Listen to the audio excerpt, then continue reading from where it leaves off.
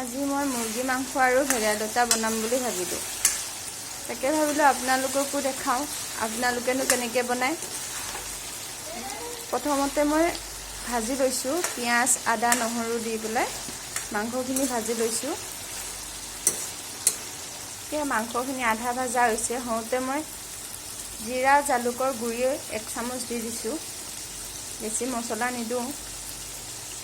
এতিয়া এইবিলাক মই আলু এনেকৈ কাটি ল'লোঁ, আলুখিনি এতিয়া ইয়াতে দি দিম।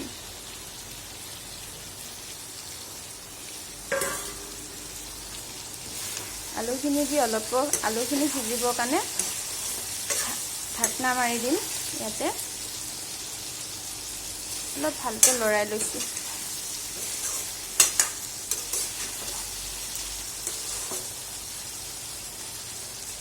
এতিয়া ইয়াতে মই ঢাকনাখন মাৰি দিছোঁ।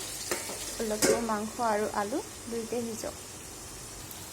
এতিয়া মোৰ মাংস ভাজা হৈ গ'ল, চাওক।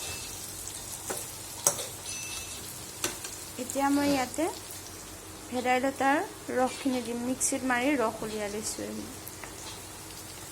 ইয়াতে এইখিনি মই ঢালি দিছোঁ। এতিয়া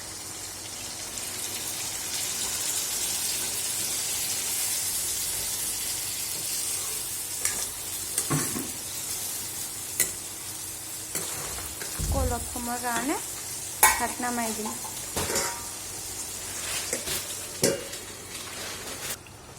এয়া হৈছে আৰু অকণমান ইয়াতে মিশ্ৰি মছলা দি দিছোঁ, যাতে ৰংটো অলপ ভাল হয়।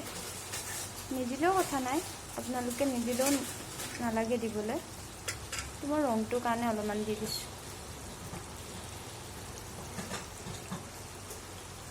বৰ্তমানটো মোৰ মাংস আৰু ভেদাইলতা হৈয়ে গৈছে।